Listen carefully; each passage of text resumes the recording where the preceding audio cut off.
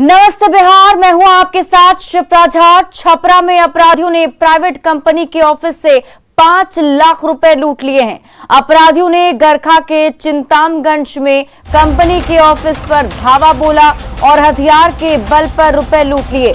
इस दौरान ऑफिस में तोड़फोड़ भी की गई और दहशत फैलाने के लिए फायरिंग भी की गई है। तो छपरा से आपको ये बड़ी खबर बता रहे हैं, जहां पर अपराधियों ने लूटपाट की वारदात को अंजाम दिया है। निजी कंपनी के दफ्तर से 5 लाख की लूट की गई है। हमारे साथ हमारे सहयोगी संतोष गुप्ता अधिक जानकारी के साथ जुड़े हुए। संतोष, का कितने बजे की एक घटना बताई जा रही है और फिलहाल पुलिस की तरफ से इस पूरे मामले पर क्या कुछ कार्रवाई? देखिए, मैं बता दूं कि जो कंपनी है वो ऑनलाइन शॉपिंग साइट को सर्विसेज प्रोवाइड करती है और वही कैश कलेक्शन करके रात के लगभग 9 बजे की एक घटना बताई जा रही है, 9 साढ़े 9 बजे की, जब ये सारे लोग पैसा अपना मिलान कर रहे थे। तभी उसी वक्त बाइक से अपराधी सब आते हैं और हथियार के बल पर वहां पे लूटपाट शुरू कर देते हैं और विरोध करने पर वहां फायरिंग दहशत फैलाते हैं। लेकिन सबसे बड़ी बात है कि हाल के दिनों में छपरा में आपराधिक घटनाएं अप्रत्याशित तरीके से बढ़ी है। चाहे आभूषण व्यवसायियों के संस्थान हो या फिर बैंक हो या फिर इस तरह के जो संस्थान है, तमाम संस्थान अपराधियों के निशाने पर है और पुलिस अभी तक इन तमाम मामलों का कोई उद्भेदन नहीं कर सकी है। मैं बता दूं कि शहर में भी एक लूट की बड़ी घटना हुई थी, लगभग 1.5 करोड़ रुपए की लूट हुई थी। एक आभूषण दुकान से मढ़ौड़ा में लूट की 2 बड़ी वारदात हो चुकी है। कई बैंकों को सीएसपी को निशाना बनाया गया है। तो कहीं ना कहीं अपराधियों का मनोबल जो है बढ़ता नजर आ रहा है। छपरा में जिस तरह से लगातार आपराधिक घटनाएं हो रही है और उसी की कड़ी में ये गरखा थाना क्षेत्र का चिंतामनगंज बाजार है, जहाँ पे एक online shopping site Flipkart company को सर्विस प्रोवाइड करने वाली ये कंपनी है और उसके दफ्तर पर अपराधियों ने बीती रात धावा बोला है और हथियार के बल पर लगभग 5,22,000 रुपए लूट करके फरार हो गए हैं। एक मोबाइल भी लूट की गई है। बाद में पुलिस वहां पहुंची जरूर है, पुलिस ने छानबीन शुरू करी, लेकिन अभी तक अपराधियों का कोई सुराग नहीं मिल सका है। तो ले लेकर लोगों में काफी दहशत देखा जा रहा है इस बढ़ती आपराधिक घटनाओं से। जी बिल्कुल, बहुत बहुत शुक्रिया तमाम जानकारी के लिए संतोष। बढ़ते आगे, एसएसबी ने उज्बेकिस्तान की 2 लड़कियों को भारत नेपाल सीमा से गिरफ्तार किया है।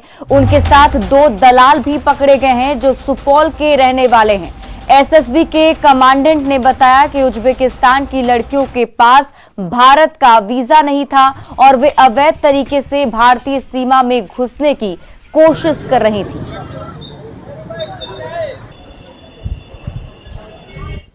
दो भारतीय पुरुष के साथ इंडियन टेरिटरी में प्रवेश की। ये दोनों विदेशी महिला उज्बेकिस्तान की रहने वाली हैं और ये शारजा होते हुए नेपाल पहुंची। इनके पास जो दस्तावेज थे वो वैलिड दस्तावेज नहीं थे, इनके पास इंडियन वीजा नहीं था। पूर्व मुख्यमंत्री जीतन राम मांझी ने एक बार फिर से भगवान राम को लेकर विवादित बयान दिया है। जमुई के सिकंदरा प्रखंड के लछुआड़ में बाबा साहेब की जयंती समारोह में मांझी ने भगवान राम को लेकर विवादित बयान दिया। मांझी ने खुद को माता शबरी का वंशज तो बताया, लेकिन भगवान राम को महर्षि वाल्मीकि और तुलसीदास के काव्य ग्रंथ का महज एक काल्पनिक पात्र बताया है। मांझी ने कहा कि राम ने तो माता शबरी के जूठे बेर खाए थे, लेकिन अब लोग हमारा छुआ तक नहीं खाते हैं। तुलसीदास जी को मानते हैं, वाल्मीकि जी को मानते हैं, लेकिन राम को हम नहीं मानते। लेकिन अगर आप कहते हैं कि हम राम को मानते हैं तो यहाँ पर दोनों बातें नहीं है। आप कहते हैं कि राम को नहीं मानते हैं तो राम को मानते हैं तो राम तो हमारे माँ सबरी जिसको हम कहते हैं, हम ये देखा नहीं, खाली कहानी है। जिसकी माँ सबरी है तो उनका जूठा खाए थे। आज हमारा छुआ हुआ तो खाइए आप, लेकिन आज हमारा छुआ हुआ हम नहीं खा सकते हैं। यही दुनिया है, यही राम की बात करते हैं यार। तो हमारा कहना है अपना हित में बड़े लोग हम लोगों को बांट दिया है, शासन कर रहे हैं। और अब वो खबर जो आपकी सेहत से जुड़ी हुई है। अगर आप नॉनवेज के शौकीन हैं, खासकर चिकन के चटकारे लेते हैं, तो ये खबर आपको जरूर देखनी चाहिए, क्योंकि आपकी सेहत का सवाल है। बिहार में बर्ड फ्लू ने दस्तक दे दी है, लिहाजा सावधानी जरूरी है।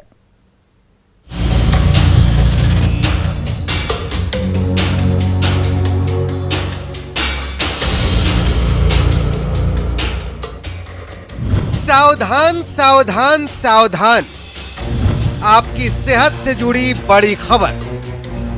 बर्ड फ्लू से बच के 15 दिन पहले कौवे, मुर्गी, बत्तखों की ताबड़तोड़ मौत से सुपौल सहमा हुआ था। कई कौवे और दूसरे पक्षियों को पेड़ से तड़पकर गिरते हुए और छटपटाकर मरते हुए देखा गया था, लेकिन अब उस आशंका की पुष्टि हो चुकी है, जिसके बाद इंतजाम शुरू हो चुके हैं।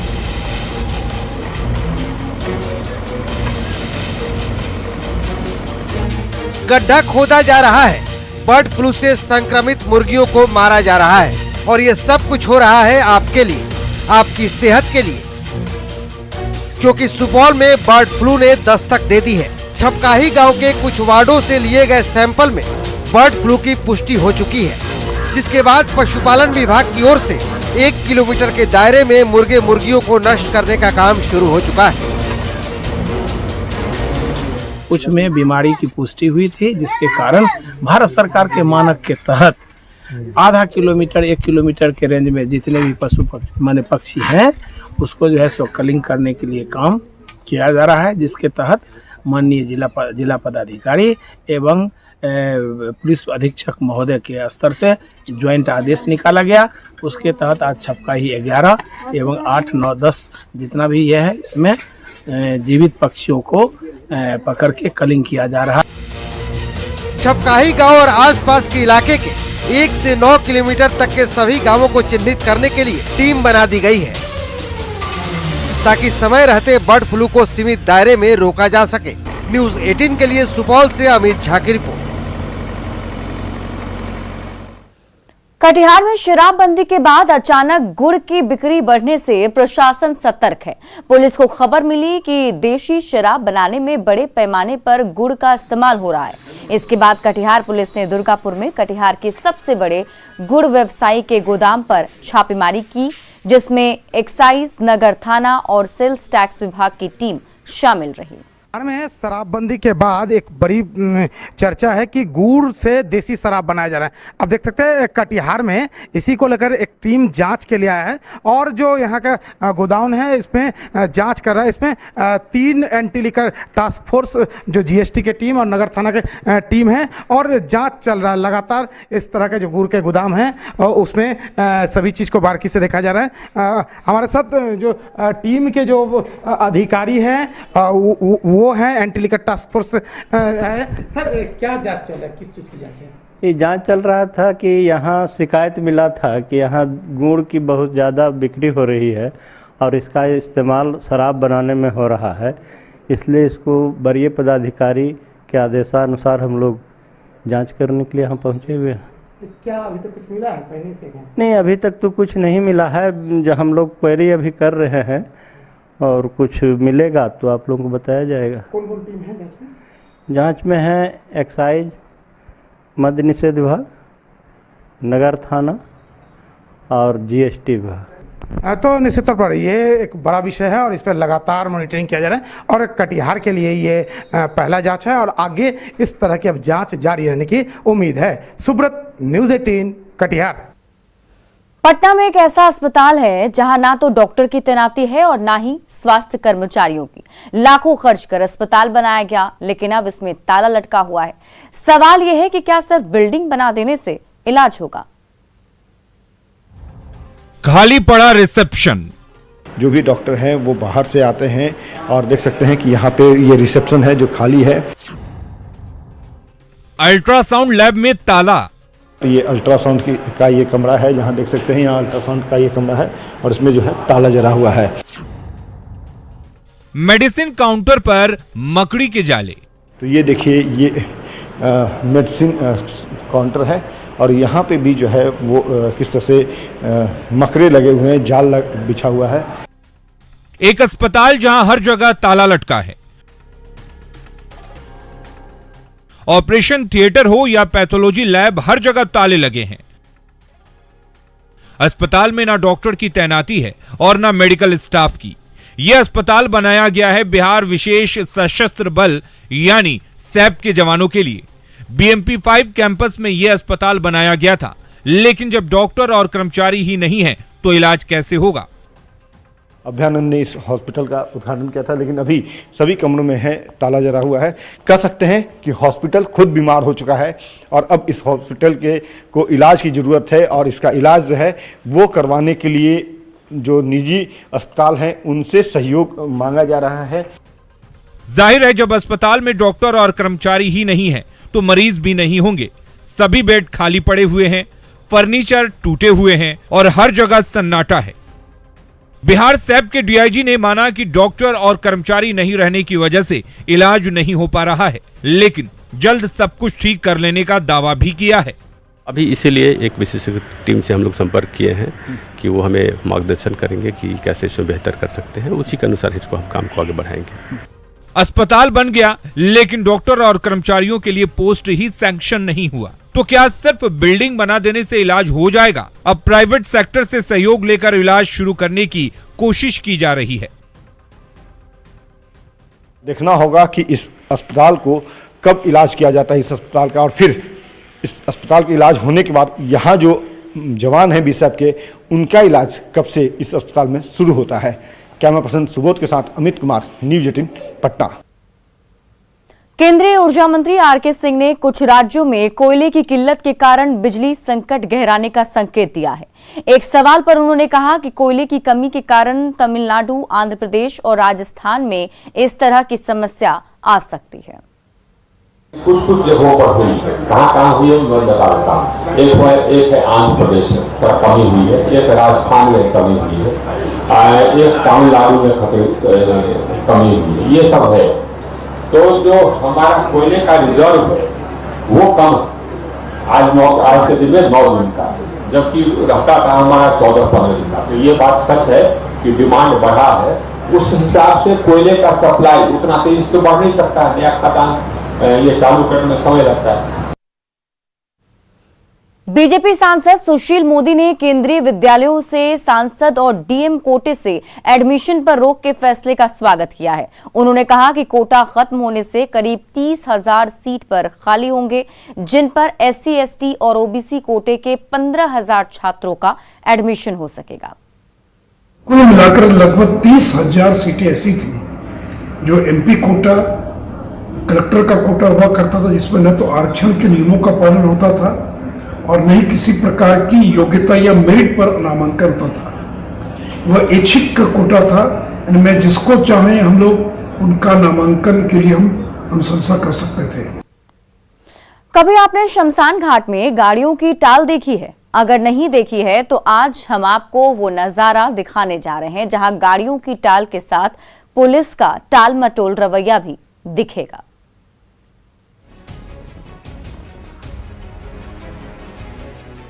खुले आसमान में ऑटो, ट्रक और इतनी सारी गाड़ियां, 100 से ज्यादा धूल फाकती महंगी महंगी गाड़ियां, ट्रकों पर लदी कई कारें। जाहिर तौर पर आप सोच रहे होंगे कि इतनी सारी गाड़ियां सुनसान इलाके में लावारिस हालत में क्यों पड़ी हैं। हकीकत जानेंगे तो आप भी हैरान रह जाएंगे।